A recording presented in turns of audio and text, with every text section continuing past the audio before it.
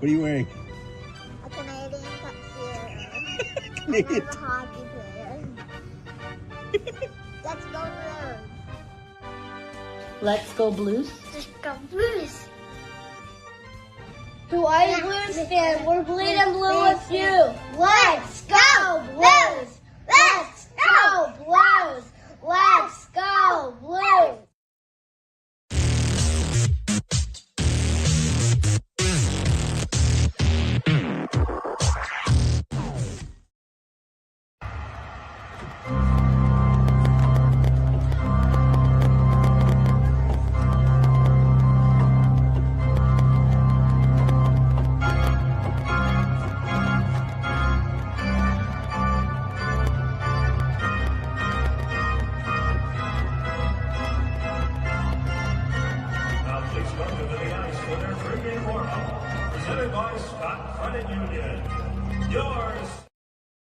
Blue Note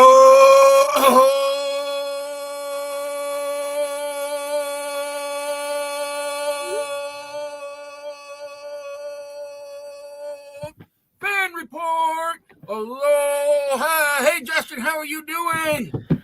All right, how are you, bud? I'm struggling a little bit. I'll be honest. I they didn't change my medicine, but they've got me back on something a little different, a different regiment, and it's been messing with my head. So that's why I've kind of been a little aloof the last couple of days. So I apologize to you and everybody else about that. And I want to explain what's going on. So Justin is seeing two separate screens. He's seeing the regular, and then he's seeing and this is actually kind of what you wanted, bud.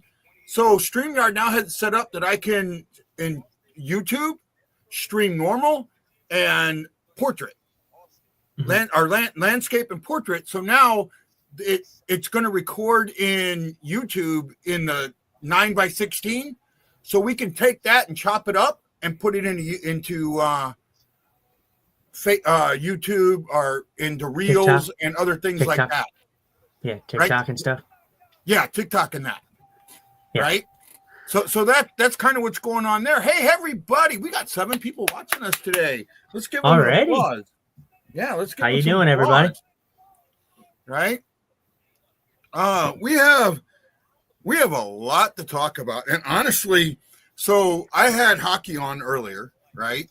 Mm-hmm. And I was watching the Rangers and the Detroit. And the Rangers right now, everyone says, is just in really bad shape. I'm surprised they're in as bad shape as they are, but I'm watching them play. I got to tell you, man, I'm like, damn, I wish the Blues played like that. You know? Go ahead. No, the Rangers, honestly, I don't think that they've been as bad as what everyone said. Yeah, they've had some uninspired efforts, but honestly, they've been kind of goalied. Like a lot of teams that they've been playing, the goalies have just shut the door. I mean, they just seem to not be getting goals, especially on home ice, because they've been shut out. I think 5 or 6 times this season, which is crazy to think about. Yeah, I haven't looked at that, and I don't know the stats all that well. I'm being honest. Mm-hmm. And you put a post in the group today, and if you're on Facebook and you're not in the group is the Hawaii STL Blues Fan Clan. I know Justin, and I've been thinking about this, right? I know that you're part of the show now, but I don't want to change the group because that's kind of the group name that Roland and me chose together. Does that make a little sense, bud? Yeah, I never had any issue with the name. I mean, that's the first time you mentioned it. I haven't mentioned it to you. Yeah. So I mean, if it's been on your mind. No, it was something that's been on my mind because I thought about, making it, adding you to it, and I really did. And I just, you're right. I hadn't said anything. And sometimes, this is one of those things that I didn't think it was bad to put out publicly. You know? Well, right. And I think the show name or the group name works, especially because I think it honors Roland. So yeah. I think that should stay for sure. Yeah. And that group, as much as it's got my name on it, that was Roland's group. Plain and simple. He's the one that wanted that group started. He got in, and he would tell me, I'm your lead admin. He would say it all the time. I'm telling you, man. That in fact, sorry, the last time I talked to him, and I've told you this, so this isn't something you're hearing for the first time, was about something you had posted, right? And I was on my way up from the lake the first time, and the first thing he said to me was, "I'm your lead admin, and it's my job to make sure you don't get in trouble." and he was, that's the kind of friend that he was. And yeah, I'm good. This is going to be a tough year for me all around. So yeah, I'm a little bit negative on the Blues. And I think a lot of that has to do with, some of that has to do with Roland's passing, and it has hurt me a little bit. And I get that sometimes my negativity can be a downer, or I don't know what the right word to say is.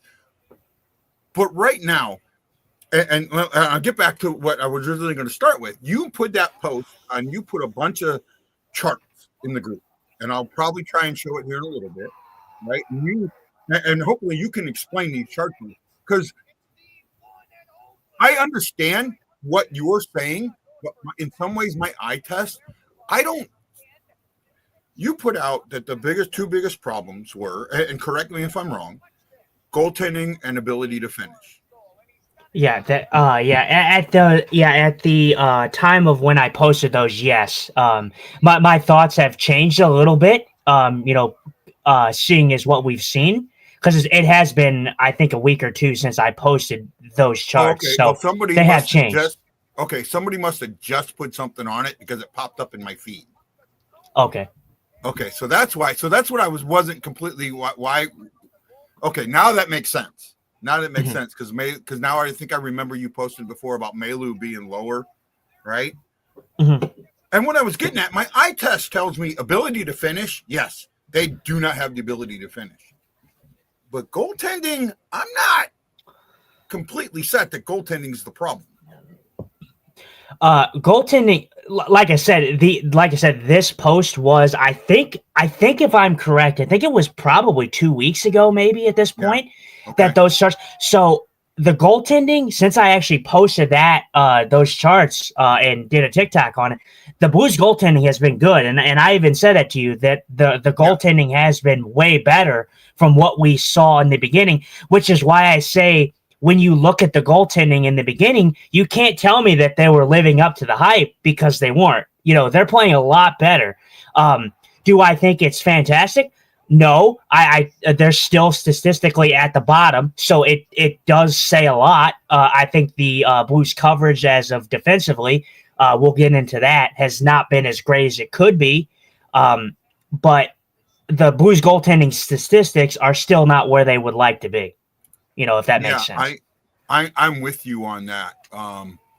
I think it's better, but I don't think it's where it's supposed to be. So actually, someone must have just commented on your post, because it popped up like in the second thing. It popped up right under the show, right? And we'll get into it. Let's get into a couple comments. We got Samantha Rose, our Springfield correspondent, saying, "Hey guys, hey Sam, how are you doing?" I know Sam's probably is hurting as much as we are, and not only that, see, even worse, Sam had her best friend and player, the player that she enjoyed the most, get traded for future considerations, and she's struggling with that. And I get it, Sam, and I forget who, I think it was Sam Bitten that got traded to Hershey for future consideration. They had to make room for somebody, basically, right? Erickson Krieger says there's no heart. I think they have to make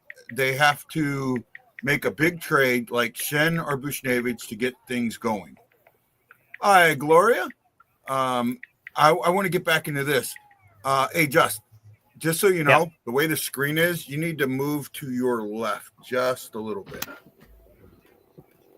Like that? Yeah, that's good. Better. When you're doing on your phone, and I know because your eyesight, you've got to do closer to your phone. The screen is like this. This, yeah, right. I'm trying not to get in. I'm trying not to get in the shot so I can look at what I need to look at. Oh, I know, but on 9x16, we're fine. You're showing up fine, but on this one, the way we're half cut like this, it was cutting you out. I'm looking at so if I do this, it kind of on the 9x16. I don't know if you can see it. It makes it a little harder. So this is kind of the best one where it puts us over the top of each other, right?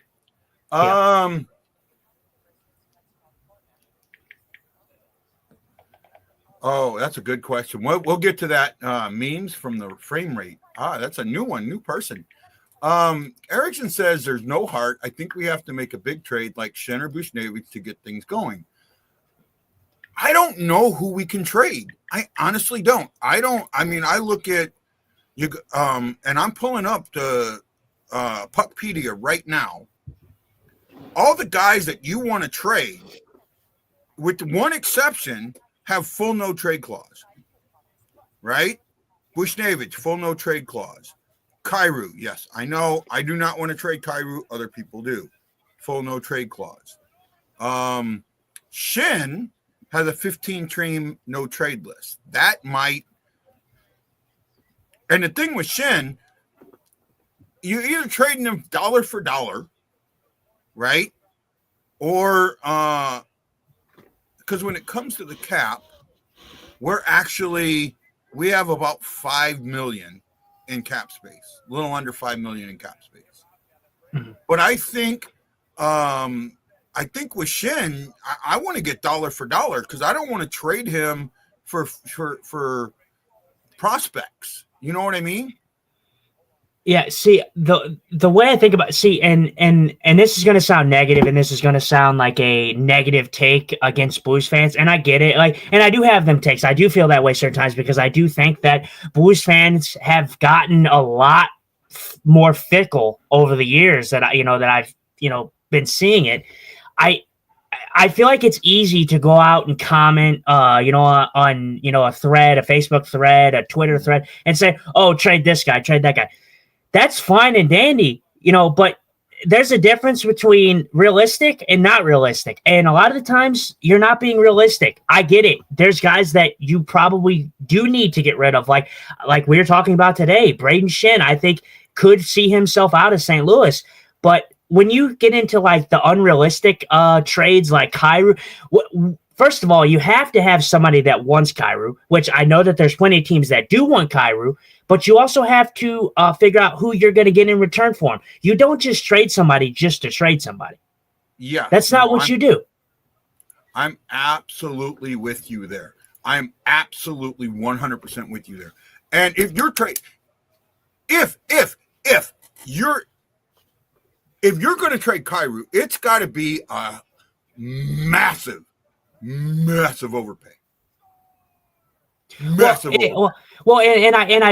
posed this question. I don't know how much I talked to you about this at the time, but when I was talking about how Canadian fans have been very cocky, since getting the Bolduc, and he's been playing okay for them. They've been getting cocky, and then like when they saw the Kyrou news about Kyrou may be traded, they're like, "Oh, we'll come to Montreal," and I'm just thinking to myself like, yeah, that's great and all. You can have, you can want Kyrou all you want. The fact of the matter is Montreal, you're going to have to give up. You're probably going to have to trade Suzuki for Kyrou. Like, you're not going to get Kyrou for nothing. You're not going to get, you're not going to get Josh Anderson. You can't just throw Josh Anderson in the deal and say, okay, we're going to take Kyrou for Josh Anderson. You got to be realistic. So if Montreal was to get Kyrou, you'd have to give up something. And that piece would probably be a Nick Suzuki. Yeah. I'm trying. They have a new feature on StreamYard where you can show comments on screen, but if I show them up, they appear right next to your head. I don't know if you can see. Oh that. Yeah. Do I need to? Can I? If I scoot over? And if you scoot that way, it's right. They're right over your face. Wrong. Oh, they're right over your face on that side. Oh, on my screen, I'm in the clear. For what I'm seeing. On mine, you're not. Yeah, there you're better. But I don't know. Put them on I don't think I'm gonna put them on the screen because I want to control them a little bit better. Yeah. I'm just kind of looking at the features to see what we can make work for us. You know what I mean? Yeah, I would say just we can toy with it, but I would say just not put them on right now. Yeah. So that way we can control it. Gloria Seeper says, hello all. Hi, Gloria. How are you? And you were just talking about this. What do we think about losing Bolduc? But we aren't even using Meilu. I don't know how to spell it. Don't worry, man. No one knows how to spell it. Actually, I think you might have got it right. It's Maillous. Oh, he put a one. I think he put one L and an I next to the X, but yeah, it's but it's close. okay. It's okay. It's a hard name. It's a hard name. It's a hard name to pronounce because it doesn't sound what you think it would sound like. Like Wi-Fi. Mm-hmm. Right. I'm like this. I don't have a problem with trading Bolduc. I have a problem with what we got in return. We didn't get enough. Should have gotten more. Mm-hmm. Go ahead. Yeah. Go ahead. You took. See, the thing is it would have been okay. Like you said, it would have been okay to trade Bolduc. The fact of the matter is they traded for someone who was not proven. If like you say, it was a prospect for a prospect, that's pretty much what it was. But it was a prospect that hasn't played as many games in the NHL. But this is what I've said about the Bolduc trade: is I'm okay with giving up Bolduc, and it will come back to show, here in a couple of years whether or not Mailloux picks up his game and actually finds his game and can be a consistent guy in the NHL. Because if he can show up and be a guy for the Blues team, the trade will be null and void. Like, we'll look back in a couple of years and say, okay, Logan Mailloux, he panned out for us. Defensemen develop slower than forwards do. So this trade is going to show in time. And that's fair. I still feel like we should have gotten more for it. I would have liked another pick or two picks or a prospect to go with it. Mm-hmm. But it is what it is. Sam I would have done a pick. Yeah, I would have. I agree with you 100%. Looking at it now, as of right now, I would have said, yeah, get Bolduc for Mailloux, but I would also threw in a pick. I do agree with you there. I think a pick would have been nice as well. And it should have been a second round or a third round in my eyes. I'm still struggling with it. It's been about 2 weeks since Sam bit and trade.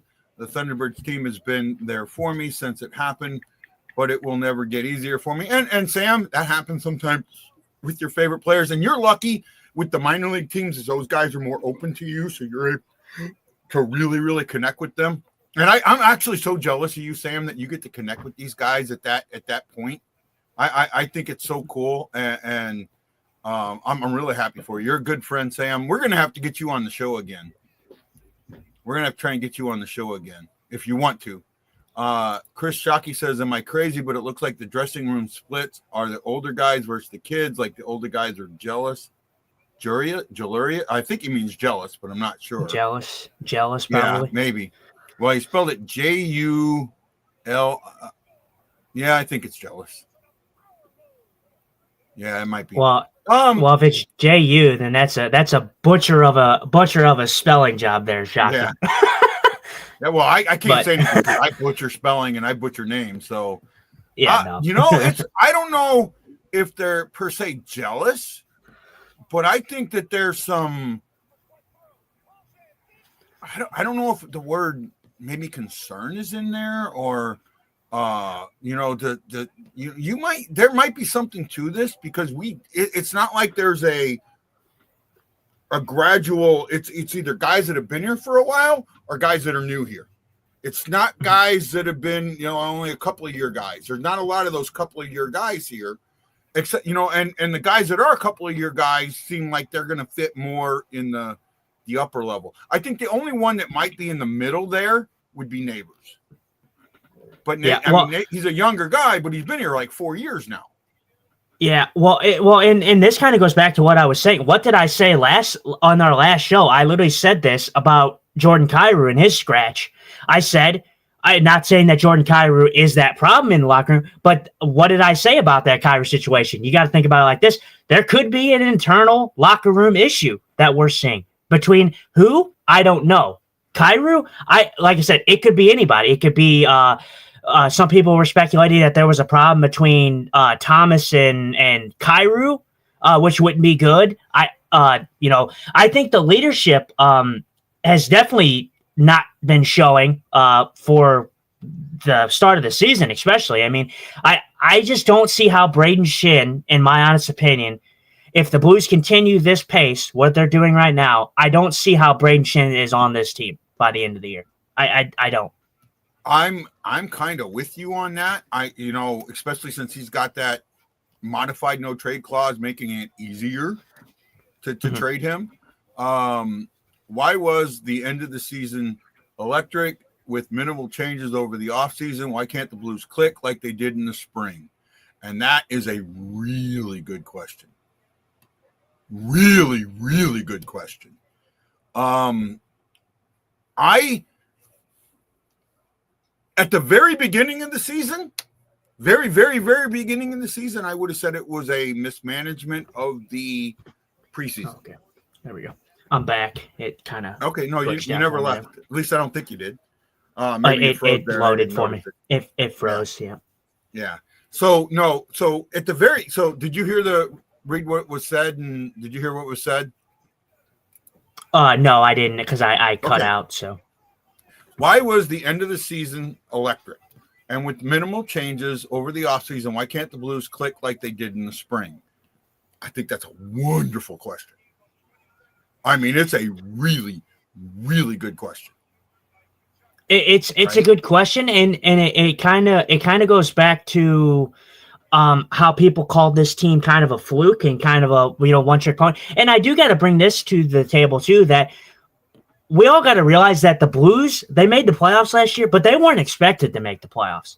They were expected to have another down year. So honestly, the Blue, I feel partially, I think this team is good enough to be in the playoffs. I think this team has enough talent to be in the playoffs. The fact is they're not putting it together. But you got to ask yourself, was that surge last year a fluke? And honestly, it's kind of hard for me to call something like that a fluke. You don't win 12 games in a row on a fluke. I'm sorry. You're good. If you can win 12 games, there was only one other team that did it last season, and it was Winnipeg. So it's a hard thing to do. So to say something was a fluke when you won 12 in a row, that's just not accurate in my eyes. And I think we talked about it. We talked about the win percentage of Drew Bannister when he was here, and then when Montgomery came in, he was like what, in the 600 in the win percentage column. It jumped way up. Yeah, it jumped way up. So I mean, if they had Monty for the whole season, who knows where the Blues would have positioned in the standings. But absolutely, it's so weird. I'm not gonna lie. Like, I feel like you see this every now and again with not just the Blues, but teams in general around the NHL where they're having down years. Like, you have a team that's expected to be better than what they are, and they just seem to not be able to put it together for a season. And I don't really know what's going on, to be honest. Well, there's something topsy-turvy going on in the league, and if you get, I'll pull it up here in a second. So right now, there are 32 teams in the league, right?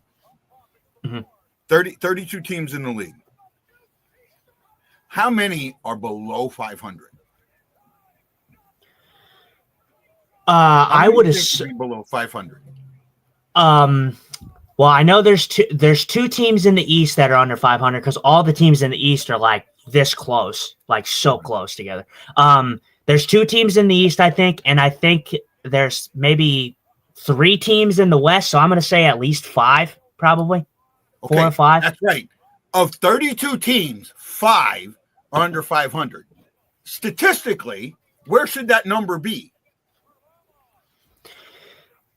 Probably, I would say probably somewhere around, I would say probably at least close to half. I mean, at this 16, point. 15, it should be between 14 and 17, right? Yeah. Statistically, or 14 and 18, right? 16 teams under, 16 teams over. The flip-flop, somebody plays really, really good or somebody plays really, really bad. So that creates, a 1 or 2. But right now, you're looking at only 5 teams that are under 500. That's not going to stay that way. By the end of the season, that's not going to stay that way. There's no way statistically it can stay that way. There's no way statistically I think that Colorado can continue playing at an 800%, an 80% click, or New Jersey at a 75, win 75% of their games. There are 3 teams over 700 and one right there, Carolina at 694. Right? I just it doesn't feel like these teams can stay there. Calgary's not going to stay at 325. They're going to get a little better. Nashville at 400, the Blues at 421. I think the Blues are going to. They're only 3 games out of 500. Right? Yeah, this is a weird point, but like I was saying about how this is what you see like in a couple seasons. Like you'll have seasons where it's kind of normalized and balanced, where you see those 14 to 17, and then you have a season like this where teams seem to be like teams that you expect to be bad are overperforming, teams that are supposed to be better are underperforming, and the standings don't look accurate to where it would realistically be. Right. Yeah, even the Rangers who are at 579, and that the middle point is 550. Actually, take that wrong. Vegas is at about 550. Vegas would jump up 1 spot there. No, it might be. I'd say the midpoint might be 583. The Oilers are in the 16th spot, but they have played 20 games. Where teams behind them have paid 17 and 18, so they could easily flip-flop a little bit. That's got something to do with it, the way some teams have played more games than others. But you're at the 20% mark, 18, 19 games. The 16 games is the 20% mark, 20 games is the 25% mark. So you're right there. You're almost at the 25% mark. So you're almost to the point of you would think we know who you are. At 25%, by then, you usually know who you are. But this year, it doesn't feel like that. Eric, and let's get through some comments real quick, and we can kind of touch on them, but let's not over-talk on them. On paper, we are a better team than last year. I think we need to just shake up, and you can't fire the coach. Absolutely, you cannot fire Montgomery. He's the right coach for the team. We do need a shake-up, but I don't know how to shake it up. Shen might be the only way. Kyrou is good, and Butch isn't performing. You want to answer that one? Boosh is not performing well, and this is what I was actually talking about. We can kind of tackle it a little later, or I can tackle it now with the comparison that I saw. I saw a comparison of Buchnevich and Justin Falk. Someone said that Bush and Falk need to go. Now, Bush just signed his his new deal or whatever, his extension. Yeah. So Justin Falk's he's got this year and next year, and then he's a free agent or whatever. Justin Falk has not played as bad as everyone says. Like, Justin Falk is a premature whipping boy for this team, and I don't understand it.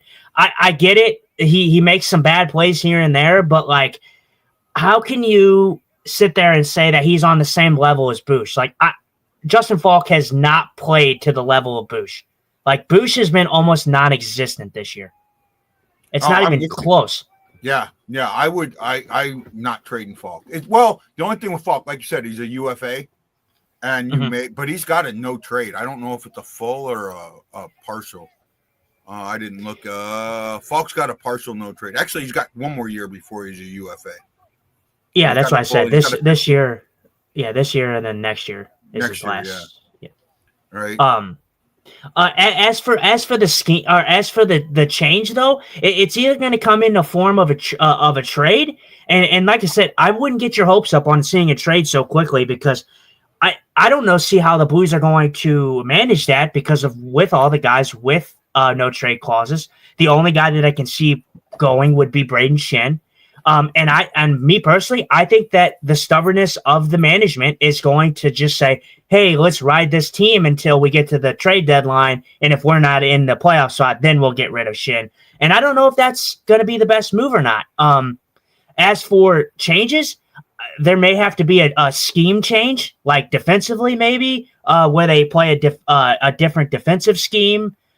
Mindset, if you know what I'm talking about. Like right now, the Blues kind of play like I think it's like more like a man-on-man, I think. Or maybe not. Maybe they play more of a... it's a combination zone, man-on-man. It's a combination. Yeah. So maybe something like that may have to change. Like they might have to get into scheme changes, to where they do something different. I don't know. Sam says, Chris says I wouldn't mind having 2-stroke here, Suzuki. That's a good nickname for him. I just call him May. That works too. I met Logan. He's awesome. I got to see him play. Great player and a great person. He scored a goal in his first game. In his first game, or first or second with the Thunderbirds. I'd love to come back on the show. Sam, we do the show weekly on Sundays now. Let's set you up and we'll go with that. That's what spell check replace what I spelled it with. Okay, that makes sense. Gavin McKenna, we're not going to be in the bottom. We're not. When it's all said and done, we're not that bad of a team. I get it. No, and I get where you're coming from. The Blues are not bad enough to where they're going to be in the bottom. Like guys said, at the end of the year, this team is not going to be bottom 5 in the league. I heartedly believe that. They're too good of a group to be that low in this league, especially after the run that they had last year. I only have Chromebook till the end of the semester, which is coming up. And then Teddy says, waiting for the start of the show. We already started, so hopefully you're there. Hopefully you found us, Teddy. Right? It might be that he's watching the wrong one. What? Well, he couldn't be if he. Well, because with the new stream, I haven't looked at YouTube to see how it's streaming. I can do that real quick. Let me see if I can pull YouTube up and see if because it's putting it up both ways. So one might be playing and the other one might not. Right? So let me see here. No, that's playing. Let me mute that. So that one's playing. So hopefully Teddy's with us. I don't see the other one. Let me go back. I know I'm weird. I'm trying to see if both of them are showing up. He might have somehow caught the other one. I don't know. 4 watching, so hopefully Teddy's watching.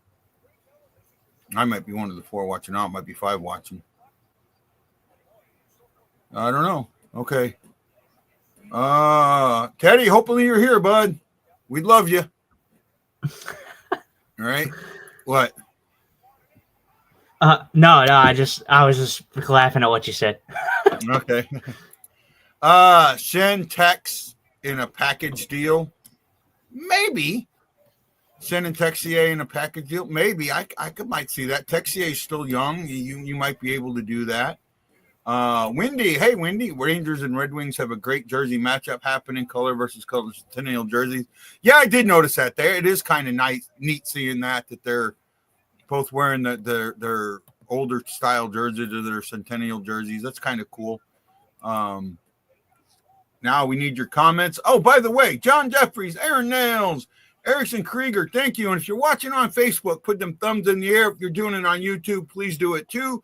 We love seeing you. We love hearing from you. This is our weekly show. We will try and do it every Sunday. For the month of November, we're going to try and do it at 7. And then in December, we're going to shift it to 8 and then kind of compare the 2 months and see, which time slot is better. We did okay. We had a good following last week. I mean, we stayed in close to double digits almost all the way through the show. Mm-hmm. Right. And we're almost right there now. We're at 9. So I'll take that. We got 4 watching on the BlueNote Fan Report, 3 on mine, 1 on BlueNote Fan Report, and 1 on Coast to Coast Hockey. Yay! We can't forget to mention Vitaly Hideaway. Great place up in Warden, Illinois, about 30 minutes north of St. Louis on I-55. If you're up that way, check it out. Great little bar. It's a speakeasy you don't have to speak easy about. We enjoyed going there. We did some live shows there. They treated us great. They have a comedy show the 3rd Saturday of every month. It's worth checking out. Enjoy it. Call them up. Tell them the BlueNote Fan Report sent you. Thank you so much, Vitaly's Hideaway. And who else we got to mention? Cusimano's Pizza. Now, Cusimano's is more. It's not like it's more of a venue. It's not like a bar that's open all the time. You can kind of got to rent them out, I think. So you got to call Cusimano's. You need a place. I mean, the guy makes great food, man. Great food. He is a hell of a cook. For not having being a restaurateur, he's a great cook, man.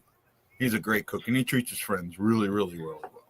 Yeah, always all them places. It was great doing the live shows at every one of those places.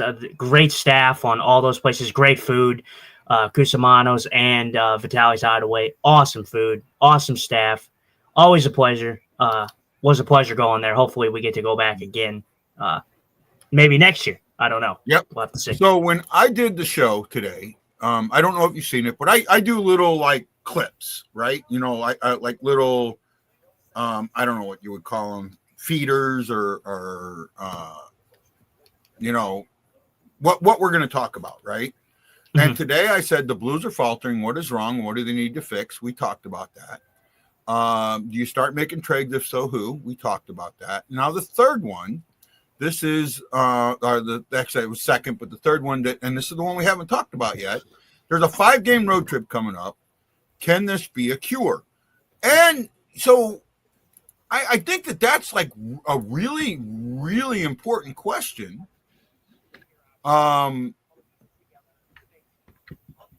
Because a road trip, a 5-game road trip can take you away from some of the distractions of home, some of the distractions of what's going on, and really might be that chance for this team to get together. Now, they're not leaving until Monday, right? They play Tuesday. Let me see if I can bring up their schedule real quick. Give me a moment to make sure I get it right, because I don't always remember. So they play Toronto on Tuesday. We also got to figure out what game we're going to do next week. They play Toronto on Tuesday at 6. They play 6 St. Louis time. They play Philly on Thursday at also 6 St. Louis time. And then they go up on the island. They play the Islanders at, I think that's 2:30 St. Louis time, 10:30 Hawaii. What game I want to do? I think I can do 2 games this week if you're good, if you're up for it. Yeah, we can try 2. I was gonna say that we could, if we were just gonna do the one, I would say maybe we just do the Toronto game. Yeah. I think Tuesday. I think Tuesday's a good spot because it kind of lets everything breathe. You get the live game on Tuesday, and then we do our weekly show on Sunday. I think it kind of lets it breathe. I'd like to do Tuesday's game and Saturday's game, since it's for Saturday. It's 10:30 a.m. Mm-hmm. So it's easy enough to do. Are you up for that? It's 2:30 your time. Yeah, we can do both. That's fine. Yeah, I don't think necessarily. I don't think we need to do the Philly game. I think we won't do the Philly game. I'm going to try and work. I haven't been working after my trip, and I really, really need to get into work, and hopefully I can get over this meds or whatever's going on with me. Of course, the Toronto game, so we get to experience the Berube mess. I'm with you on that one, Chuck. I got a lot of hate when Berube, and I found out something that I shouldn't have known, and I won't until the majority of the players are out of the league. I'm not gonna say what it was. I've told a few people that I trust. I think I told you. I don't remember if I did. No, I don't think you did. I think you were pretty secretive. So yeah, I may off the show let you know. Kind of. I thought I told you, but I did get it. I did get it verified while I was in St. Louis, so I know. I'm like 90% sure that it happened the way I was told it happened. Sam, they're not much better than the Thunderbirds right now. She says, I've only watched 2 Blues games. They're not much better than the Thunderbirds right now. What, the Blues or Toronto? No, she says, I've only watched 2 Blues games. And okay.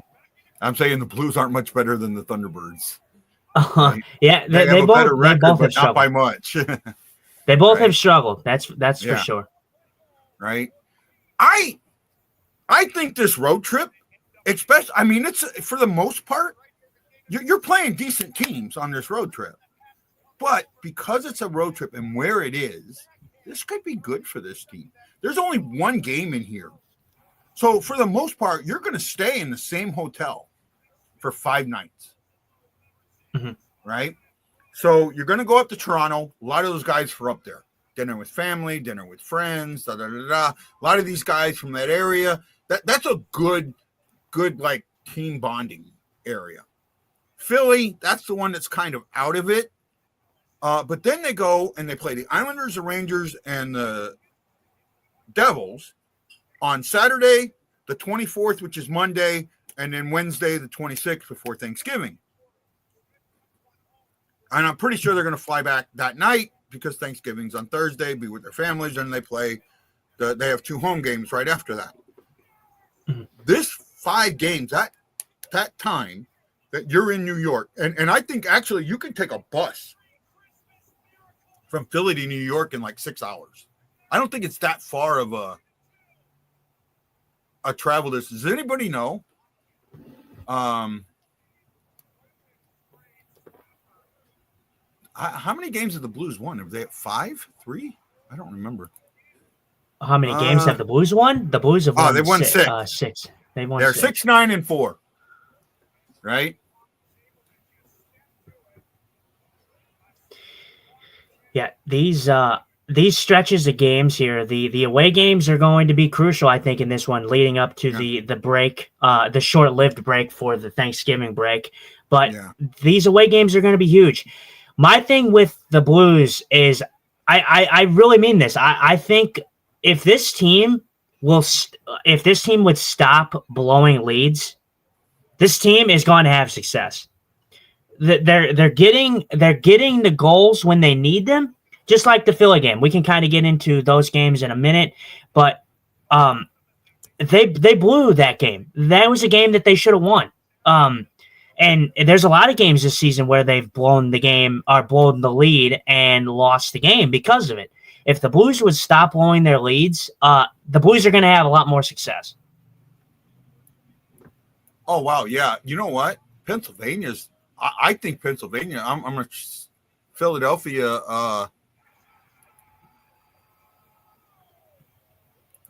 Or no, PHI. It looks like it's like super close. Mm-hmm. I'm terrible. I'm gonna go with you. Agreed with what I just said. Yes, I do agree with what you just said. The Blues just need to. It's an hour and 40 minutes by car, right?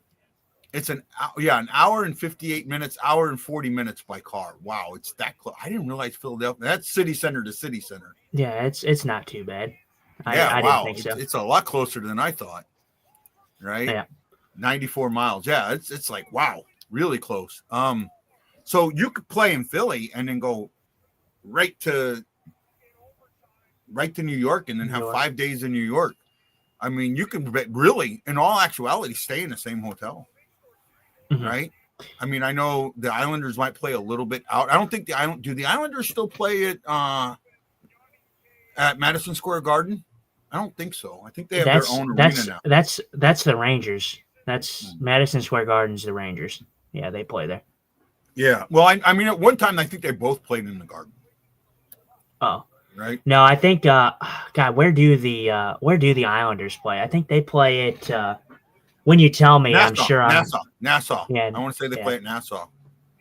Right, Nassau Arena or something like that. They've kind of switched. Like it's kind of weird. The Islanders have kind of like switched arenas a lot. Don't they a lot play of the with times. the Brooklyn Nets? Don't they? I think they play in the same arena as the Brooklyn Nets. Maybe not. They might. I can't say that I follow the New York Islanders to eagle eye. Where's Shaggy? So. Where's Shaggy when we need him? Shaggy, Shaggalicious, right?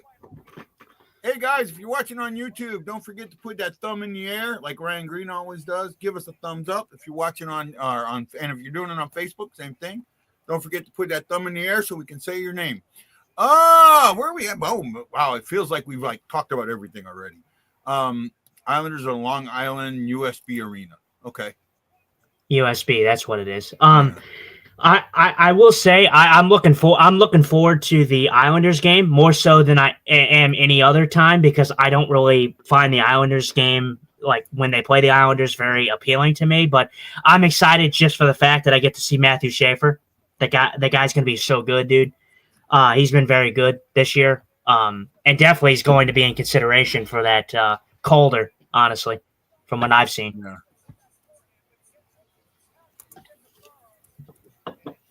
Yeah, this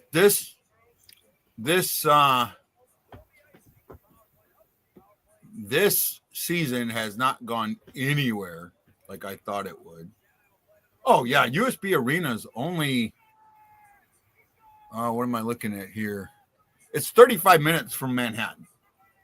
From downtown Manhattan. I don't know where it might be less from Madison Square Garden, it's probably even less. Because there's a bridge right there. So from Madison Square Garden, it's right. It's really close. So and then I know the Devils are right across in New Jersey. So the Devils are super close too, right? Newark are somewhere in Newark. So they could basically stay in the same hotel. Yeah, right? This trip is going to say a lot, because the Blues have to be.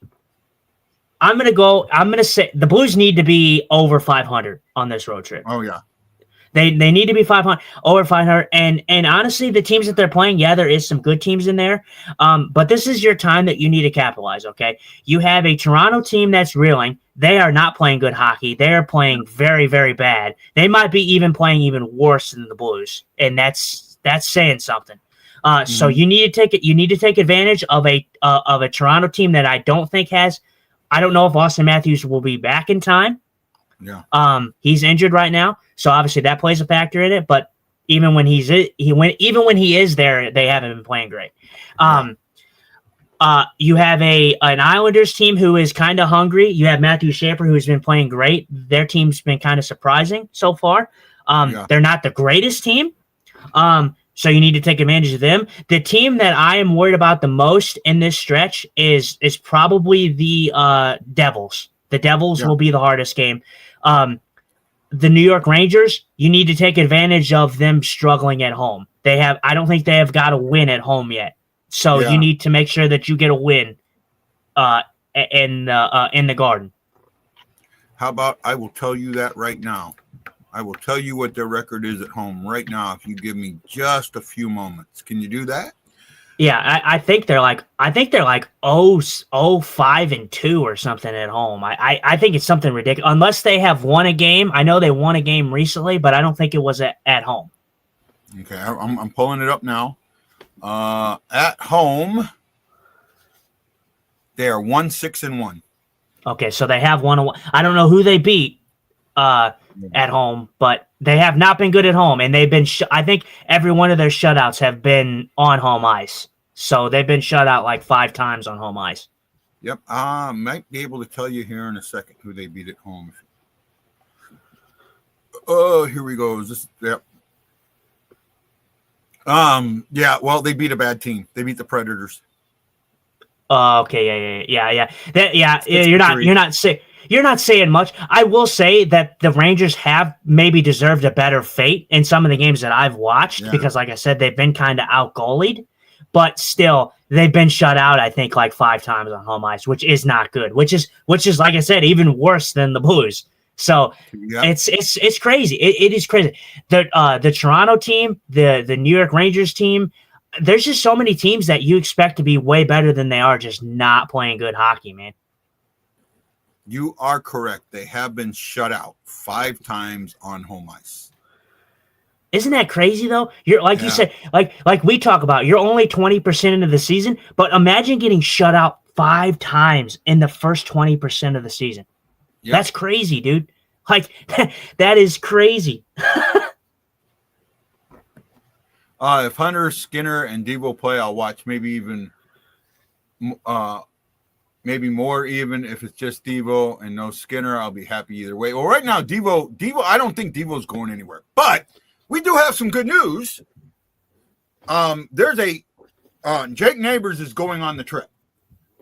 He wouldn't be going on the trip if they did not expect him to play somewhere on this trip. And to me, if he wasn't playing in the first 2 games, they would wait to bring him. You know what I'm saying? Yeah, I think I mean, I agree with you 100%. We definitely see Jake Neighbors playing. I don't know what game that'll be. My guess, I'm going to shoot for him to be back at the Philly game. Is where I'm going to shoot for him to be back. I can see that too. Because if he wasn't coming back, if he wasn't going to be ready till New York, no sense bringing him on the trip. Let him get that, because he's energetic and he's what the team needs right now. And did you see what he did at practice a couple days ago? I don't think so. I just know that he was skating. No, well, this was the game this was before he was skating. He was the DJ and he was playing AC/DC and rock and things like that. Like he was trying to get the team going by not being on the ice. Right. Yeah. And the thing with Neighbors is this is earlier than expected, because it hasn't been 5 weeks. If I'm not mistaken, it has not been 5 weeks. So, I for me, my only concern is I hope that they're not rushing him back. I hope that I love to compete in Neighbors. I think he's dearly missed, but I hope that he is not rushing back, because him rushing back may hurt us in the long run, because who knows if he gets injured again. Granted, the injury that we saw may not have been as bad as what it looked like. So maybe that's a good thing, but maybe it is that they're rushing him back. You never know. Well, there's possible. I don't completely think that they're rushing him back. I mean, maybe. The team's playing bad. It's possible, but I think Neighbors. I think Neighbors is kind of the guy, and I know the problem is I know people who know Neighbors, and I've told myself, because of something that happened, I won't ask them about it, and I'm not going to, but. Let's just hope that when it comes down to it, Neighbors knows his body and he's not pushing it. He's smart, right? He's very, very smart, and that he will say, I'm ready or I'm not ready. I feel pain. I don't feel pain. And let's hope he's not on drugs. Let's hope that, and when I say drugs, the pain meds, that he's able to be off pain meds and that, because that's what's important. If you can skate, and you got to take something more than Tylenol, then you don't need to be skating. That's the way I look at it. Maybe I'm an idiot, but that's kind of the way I look at it. Well, and don't get me wrong, I'll kind of refrain from but Jake Neighbors is one tough son of a, he is, so it's not all surprising that he would be back in under 5 weeks. I think honestly, when I look at Jake Neighbors, I view a kid that wants to get on the ice, help his teammates, and I view a guy that has that will work his ass off to get back to playing with his team and producing on the ice for the Blues. I just feel like he'll try anything. I absolutely agree with you there. Sam, thank you for the thumbs up. Next question we got is, why don't they bring back a superstition? Gloria Jobu stare at the camera in the locker room. You know what? I don't think it's bring back one. I think they need to find one that's them. Right? They need to find something that's them. They need to find something that helps them come together. Right? And and I don't want to bring 19 into it, but if you remember in 19, it was the Philadelphia trip that brought them together. It was being in Philadelphia. That was when Bennington gets his first start. That's when a couple of the guys go to that little bar, that little place, Jack's in Jack's NYB in Philadelphia, because one of the members of that club knew Steen, I think it was, and brought him in, and and that built that up. Okay, now it's a chance for them. This road trip, to me, is the make or break it road trip. They have got to build things together. And by the way, I think this is memes from Frame Rate. Whoever you are, because I don't know your name, please like and follow us on YouTube so you can watch the show. We do a weekly show every Sunday. In November, we'll do it at 7. In December, we'll do it at 8. I think Justin's good with that, right, bud? Yeah, for sure. Yeah, we want to test out, see what kind of draws and best. Then January, we'll kind of find somewhere that goes, maybe 7:30. We don't know. We'll see how it goes, and we'll go from there. So please like and follow us, and make sure you ring that bell. Ding, ding, ding, ding, ding, ding, ding, ding, ding, ding, ding, ding, ding, ding. Ring that bell so you can get notifications when we're going live. We also do game day lives where we come on and give you our reaction to the game as it's happening. So Jake is coming back. Does that mean Devo or Skinner are coming back to Springfield? Skinner won't be. I find it hard to believe that Devo will be. I think what happens is Texier gets waived and then sent down.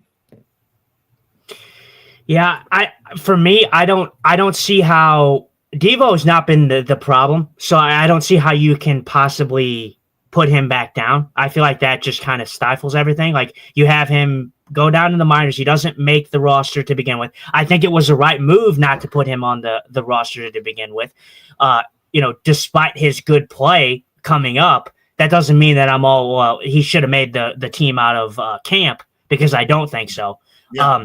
I think the time down in Springfield did him some well. He was the best player down there, and then he comes up and he plays well. And it's just so hard to have him go back down because he's played so well. So, yeah, Skinner doesn't go down because Logan Mailloux is not coming back up. Logan Mailloux will stay down there for a while. The thing with, honestly, you're going to, obviously Boosh is going to stay here, but you're going to see, I know we're not talking about this, but when Neighbors comes back, you're going to seriously probably see Jake Neighbors play on the line with Robert Thomas and Snuggerud on the first line. I can see that. Oh, I can absolutely see that. And I think Boosh will find himself down because Jake Neighbors, he's going to come in and he's going to play better than Pavel Buchnevich. He was already playing better than Pavel Buchnevich. So he's going to probably fit on that line with Thomas and Snuggerud, and Boosh will find himself down. Where they put him, I don't know. But I think it's Texier. I think Texier, because he will be an RFA, right? So I think you can waive Texier. Now he's got to go. You got to waive him, right? Say, because he's 26, so he's beyond the waiver eligibility.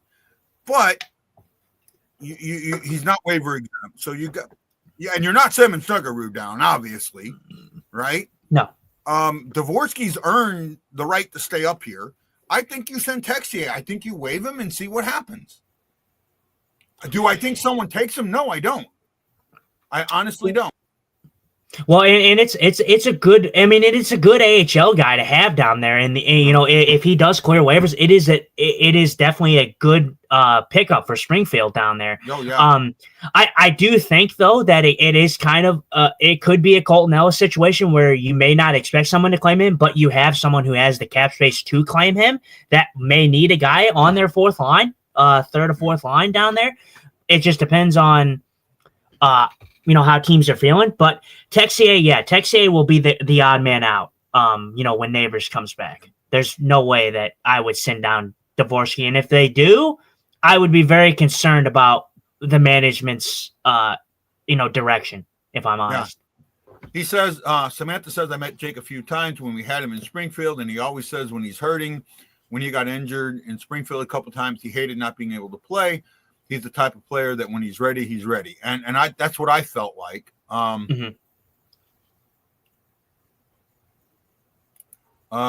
Agreed. Tex is an odd man out. Devo has done well, even on faceoffs. Who has been calling for that? This guy. We have had guys with injuries. Otto, Alec, Dylan Peterson, Anthony, Jacob. We need bodies.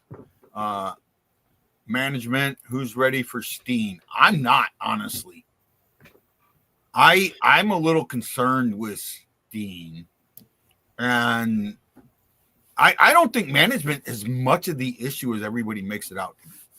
right? No, well, and I don't think either. But and that's the thing. That's why I'm kind of leaning towards more of a locker room problem than a management problem or a coaching problem. Because, like you said, you can't get rid of Jim Montgomery. You just signed Jim Montgomery. Jim Montgomery, I don't think is the issue. I think it's a team issue with the product that we're seeing on the ice. Like I said, I don't know who the controversy may be between. And even if there is any controversy, maybe it's just a team that's just so down on their confidence that they just can't get it back. I don't know. But it is not a coaching problem to me. It's not a management problem. I think what Armstrong did, I think, was make the team better, or look better than it did last year. And that's even to say that the Bolduc trade is not everybody's favorite. They're still a better looking team on paper than they were last year. No, I'm with you. I'm completely with you on this.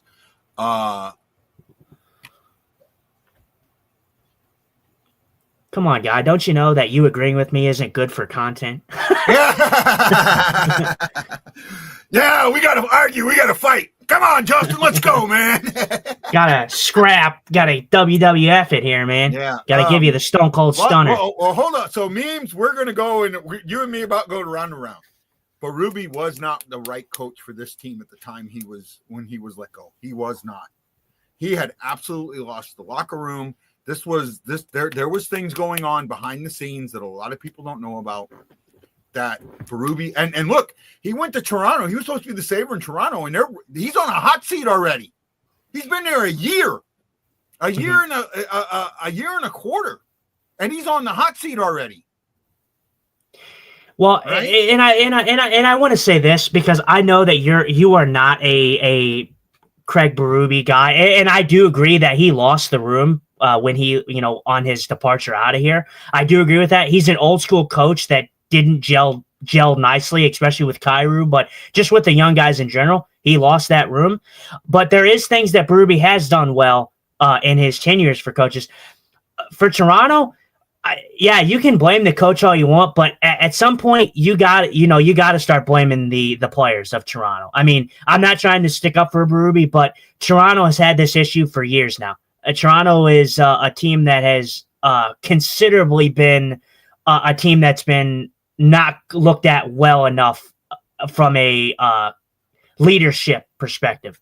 Like Austin Matthews, great player, but I don't know. I don't. Well, hold on. So the thing with Toronto isn't in the regular season; it's been in the playoffs, right? Well, it is this year. Well, it is this year, right? Yeah. They've been a good enough team. They couldn't get past. They couldn't play in the playoffs. This year, they're just not. This year, Berube comes in, and the problem with hiring Berube for that team is that team needed an offensive coach, and they put in a defensive coach, and he tells guys not to score. He tells guys not to shoot. He wants to. That was something that was happening in St. Louis. He wants guys to play defense more than offense, and you can't change the stripes of a zebra with the Kyrou stuff, right? Means he had problems with Kyrou. I don't think all of this comes down to Kyrou's an offensive player. Now he's gotten better. He has gotten better defensively. I'll admit that. But we still nitpick Kyrou on his defense because why? Because that's what Berube did. If Berube I'll tell you what, my thought process on Berube 100% shifted the day I saw Tarasenko get between him and Thomas. Right?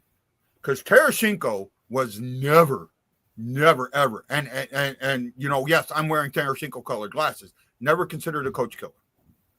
Right? Now he had some disagreements with Hitchcock and the way Hitchcock played him at times, but he never not played.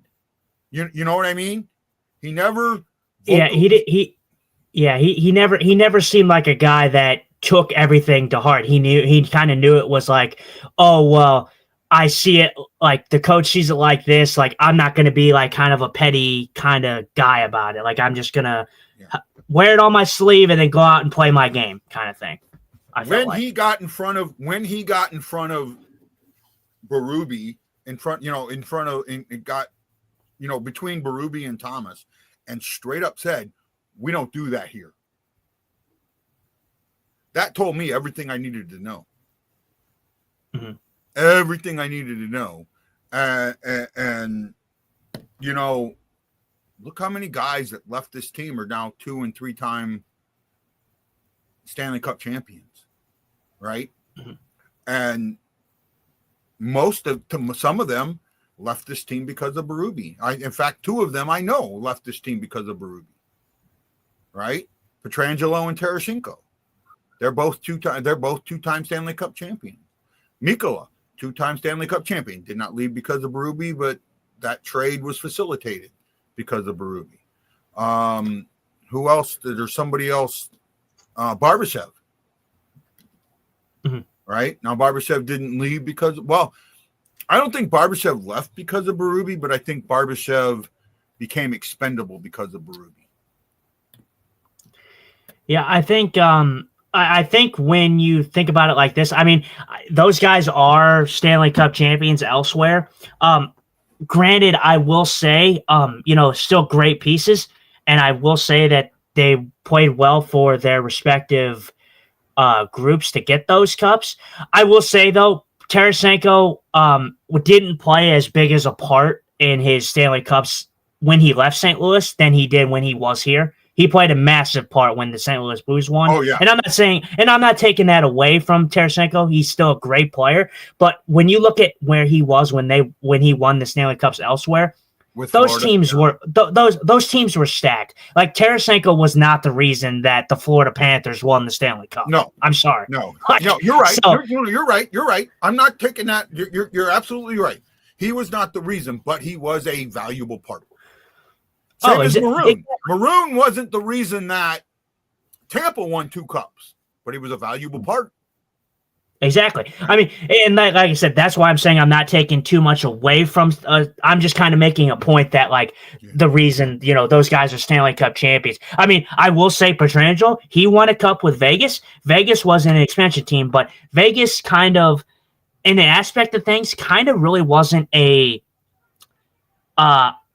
a bad franchise team. Like, they had some pretty good pieces, and then eventually they get Eichel. That was Eichel. That had a lot to do with Eichel there. Yeah, and I think Eichel win the Conn Smythe. Well, no, Eichel wasn't a Golden Knight when they won the cup. Yeah, he was. Was he? I'm absolutely certain he was. Yep. Oh yeah, maybe he was. Maybe it was his first year. I can't. I don't watch Vegas. Third year. It was his third year. Okay, man, I'm really drawn. I'm not the biggest Vegas Golden Knight fan, so I can't really tell you that I watch him all that closely. But I figured that I didn't know if he was there or not when they won it. But I know Barbashev and all that was there. So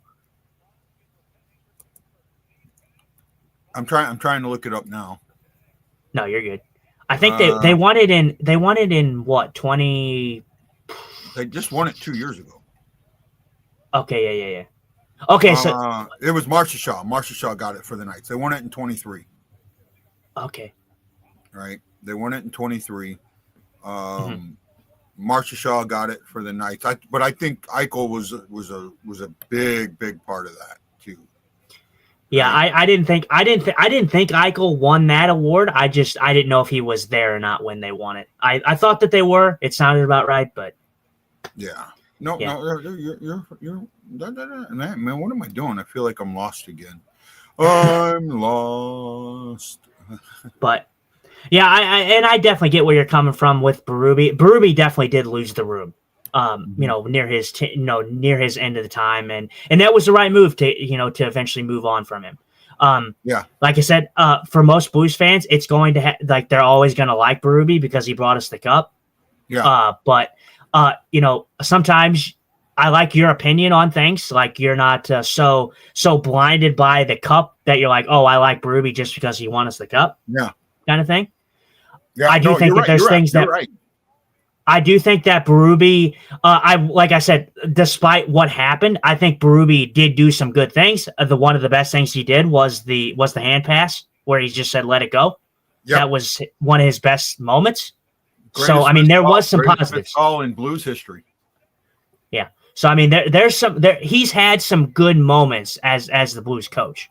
But near the end, not so good. We are missing something. I don't think it's the coach, but we're missing a player or two.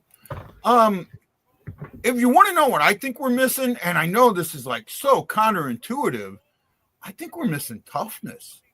I think we're missing intestinal fortitude. I think we're missing that you know, we're better than them attitude.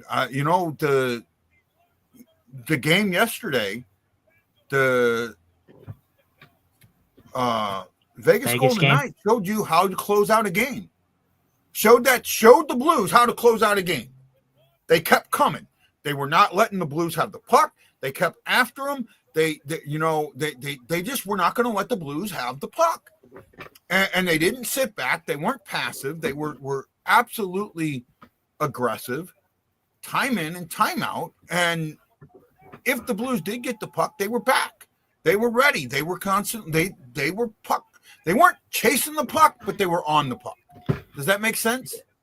Yeah, I mean they were just smothering. I thought. I was at both these games, so I kind of had a feel about what happened. Like the Philadelphia game, I feel completely different than most Blues fans. Most Blues fans will say, "Oh, they sucked and all that." No, this was a game that was controlled by St. Louis for the most part. The play was in the offensive zone. They cycled well.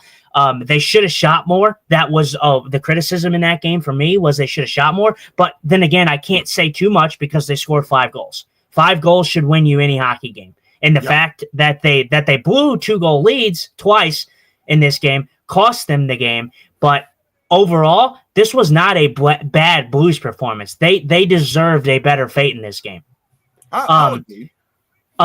The Vegas game, like I said in my post game, the Vegas game, they played actually really well to start off. The first 10 minutes could have gone either way. If the Blues scored in the first 10 minutes of that game, where they actually were controlling the play for the most part in the first period, they could have been a different style of game. But when they didn't end up scoring, and then Vegas scored on a turnover by Kessel, a bad, he bad turnover, just a bad turnover, and then Saad scores. It didn't do any Blues any favors in that game. After that game, they felt flat. There was times in the second period and the third where the Blues looked to have some kind of momentum. Second period more so. I thought the Blues controlled most of the second period after Vegas scored early. Yeah. But then it wasn't good enough. It wasn't good enough for him. Yeah. Mary Ann says it's strange. I miss our Iron Man. People complain about him, but he was good on the back end. Who are you talking about? It's either Iron Man. I would have. The only Iron Man I know of is Gary Unger. You're not talking about Ryan Suter, are you? The only other person I could think she's not talking about might be Ryan Reeves. But no, well, she's talking about a defenseman, I think. No, there was a period they went 18 minutes without a shot in that game. There was a period where they could not get a shot on goal. It was the last 5 minutes of the period that they really started to control the period, if I remember right. Oh, Scandella. I don't think. I don't know about that. Honestly, I'm not gonna lie to you. I know people may not like hearing it, but man, the sore spot that Ryan Suter left after leaving this team, honestly, is honestly a greater effect. I get it. He's an older guy, man, but that guy played fantastic last year. I don't care what anyone said. That guy really, really helped a guy like Tyler Tucker earn his spot last year and really was really beneficial to the Blues when he had to step up and play with Colton Parayko on the top pair. Like a 40-year-old Ryan Suter played top pair minutes for the St. Louis Blues and was successful. Yeah, no, he did. He was absolutely. He came out. I'm surprised nobody else picked him up. I really am. I think he retired. I think he officially. I don't know if he's officially retired, but I'm surprised nobody picked him up. I really, really am.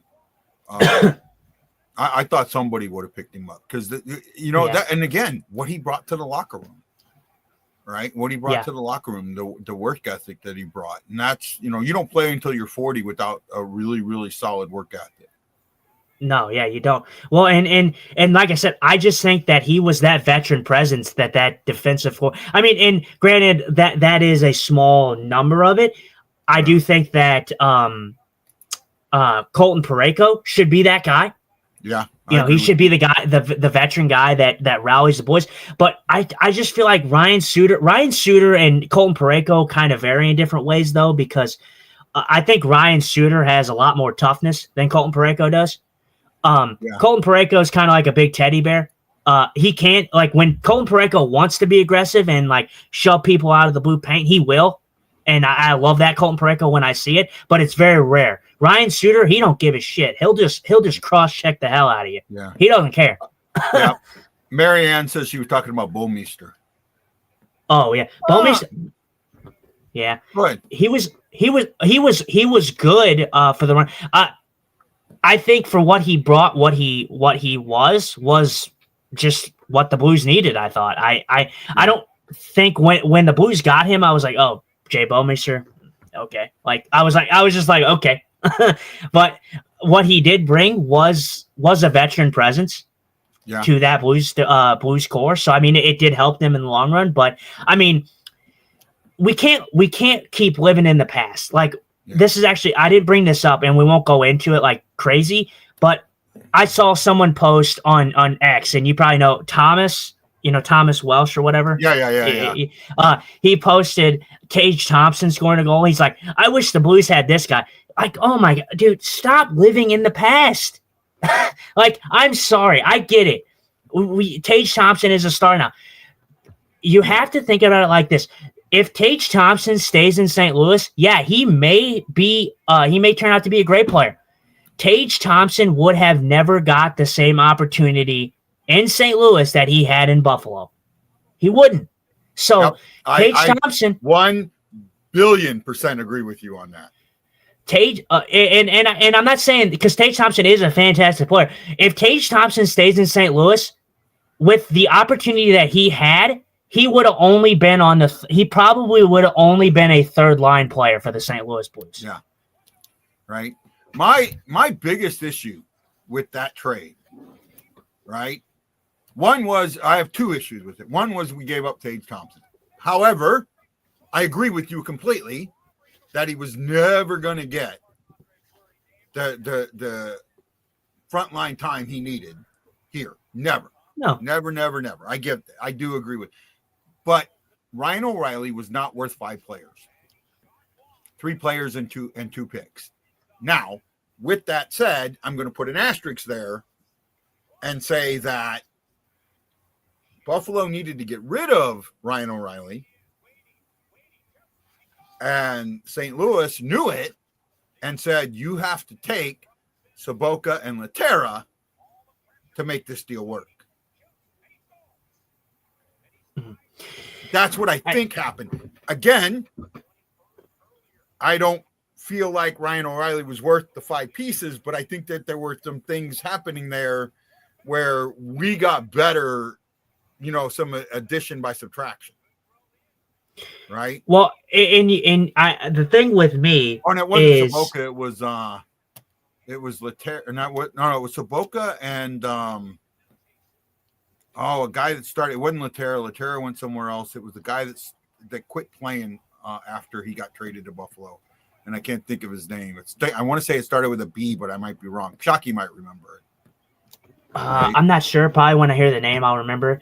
But the thing with that is I like Ryan O'Reilly. I thought that Ryan O'Reilly is a great two-way guy, and this is kind of what Blues fans kind of miss, I think, in the grand scheme of things is Ryan O'Reilly comes to St. Louis. He wins a cup. Ryan O'Reilly, and I'm not saying that Robert Thomas doesn't become the player that he is. Robert Thomas probably, in my opinion, does not become the player he is today without a veteran guy like Ryan O'Reilly showing him the way. I agree with that. He doesn't. He doesn't. Absolutely agree. Man, what's going on today? What's going on today? Oh yeah, about us agreeing. Yeah, we've agreed on almost everything. maybe I have to throw out some ridiculous play about how crappy the referees were. I thought, well, that was one of the things we haven't talked about. We got 10 minutes left if we go to an hour and a half. Bergelin. That's it. Bergelin. Right? Yeah, Berglund. Patrick Berglund. Berglund, yeah. Yeah. Okay, yeah. They only played with one linesman, right, in the Vegas game, and there were a lot of offsides that were missed and some other icings and things that got miscalled because of that. Really, I really do think that they need to have that official that during the playoffs. They have one to two backup officials. I think in the first round, in the second round, it's one. In the second and third round, it's two. Right? I really do think that they need to have a crew. A crew should be five, and one. And see, this is where my fifth official comes into this. Right? The guy that's up in the box. Let's say one of the guys gets hurt or can't play. They can flip out, right? Mm-hmm. If he can't skate, but he can watch a monitor, they flip out. If he just can't be there at all, okay, the monitoring goes to Toronto, right? But I still think Toronto should have. I think that you should have the guy in. Why only one linesman? I thought that a ref was. You know what? The way they played it, I thought that too. But the two refs played the two refs, and the one lineman played the one lineman. I thought that one of the refs would go to lineman, but that's not how they played it. At least I don't think that's how they played it. You were there. Did it look like that's how they played it to you? I don't think so. There was a lot of things that I was kind of scratching my head about what I saw. And I'll touch on one of those ones, the Vegas game with the because I wanted to get your thoughts. But I do know one glaring issue was they called an icing on us, and it was a play that the Blues iced the puck, and the goalie came out to play the puck, and they called an icing. I don't know how you miss something like that. That's pretty clear cut, obvious. If the goalie comes out and plays the puck, I think what might have happened is they called the icing before the goalie touched the puck. Yeah, I don't know, but there is a thing. Like when I remember seeing the play, this was if that's the case, it was a premature whistle. Like this whistle blew way too early. It wasn't. Oh, that was Philly. That was in the Philly game. What, the icing? Yeah. There was two. There was one in the Philly game and one in the Vegas game. Back-to-back games. The other night they gave a penalty shot and they missed a call right before. In the playoff or in the overtime, unless it's blatant, they're not going to call it. The penalty shot was the right call, and Bush doing that was the right play. Right? Yeah, that was the penalty shot was fine, but and then I do have to agree with who said that, Mary. I do have to agree with Mary that you look at that and that call was missed, or that call was the right call. I look at the play beforehand that Vegas should have got called for and they were not called for. So it's kind of about, and I get it. It's like, oh, well, you're a Blues homer, you're going to say that all the time. But no, I would have said the same thing if the Blues did that and they got a penalty shot. It would have been the right call. But the Blues got away with the penalty beforehand.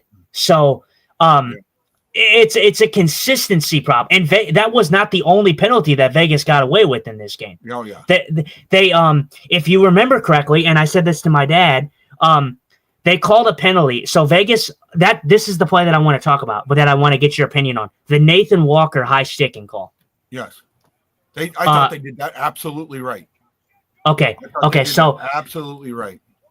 Okay, so they do a 5 minute and then they come back, obviously make it, the 4 minute or whatever. Yeah. I didn't see, I didn't, I was there, so I couldn't see very well if he actually hit his face or if he hit his visor, his helmet or whatever. It hit him right in the mouth. It hit him right in the mouth. Okay, so yeah, so that is the right call. And then Vegas goes on the 4 minute. The Blues kill off a good, it was a very good 4 minute kill. They killed it off beautifully. And then the Blues haven't had a power play all game, right? So they were missing calls. Blues probably should have had a power play up to this point. So then the refs, they call the weakest thing I think I've seen on Vegas. I don't remember what the penalty was for. It might have been a hooking or a trip or something that was very, very weak. And I turned to my dad and I said, "Oh, there it is. The typical NHL makeup call. That's exactly what that was. The makeup call." Yeah. That was the makeup call. But my problem with that is they didn't call a penalty on Vegas up to this point, and Vegas just had a 4-minute power play. So they had the momentum. And I get it. The Blues need to be better on the power play, and they didn't look good in the power plays at all in this game. But it's the moment in time. If you look at this penalty, this was in the third period.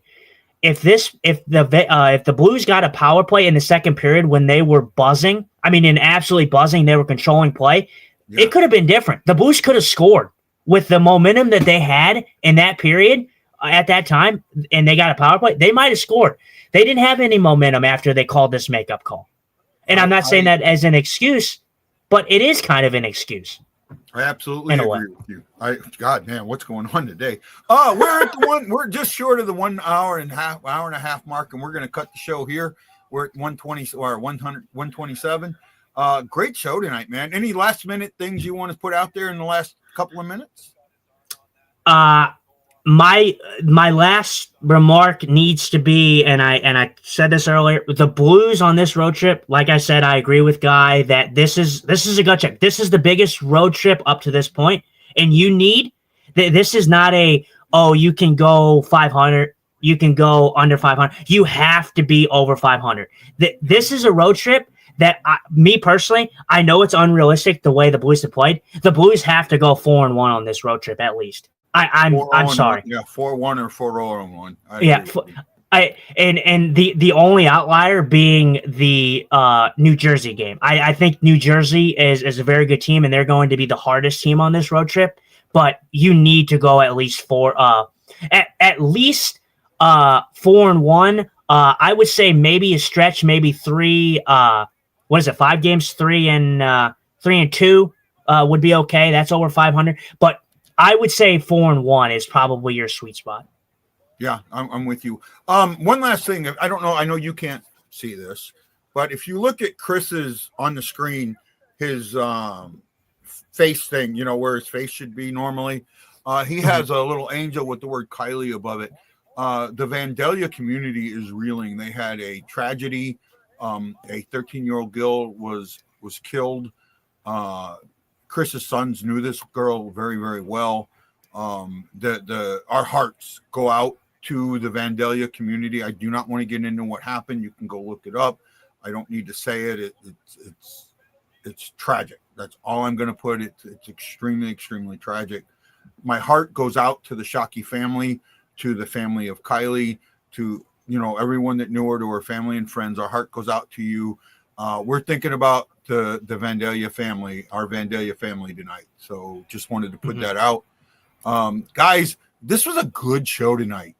Thank you for watching. I really appreciate everyone watching.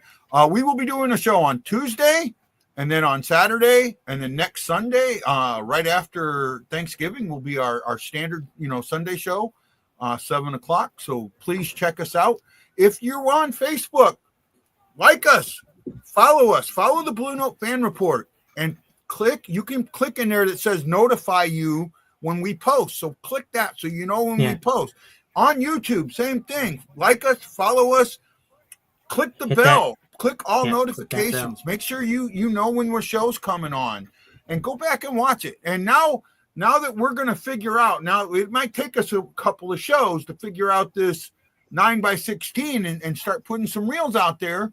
Start looking for our reels. Check out our TikTok, BlueNote Fan Report on TikTok, BlueNote Report on Twitter, though Justin doesn't have access to that yet, but he has his own Twitter. We're going to start posting these things to Twitter too. So, his Twitter and my Twitter, we'll start posting some stuff. So start following us, start liking us, and help us grow. That's all we're asking. Help us grow. Tell your friends about us. Help us grow. We'd appreciate it, and we love each and every one of you. There's only one way we can finish the show, right? Yeah, man. Let's ask the girl. Let's start with the girls. Let's start with the girls. What do you say? Yeah, let's do it. A Canadian tuxedo. And I'm a hockey player. Let's go Blues. Let's go Blues. Let's go Blues. And Justin, what's your job? Where's the boys? Where they at? Boys! Hawaii Blues fan, we're bleeding blue with you. Let's go Blues! Let's go Blues! Let's go Blues! This is Guy, the Hawaii Blues fan, and Justin Eagle Eye Scott. And you got to know that we are always bleeding blue with you. And as always, it's Let's Go Blues, baby.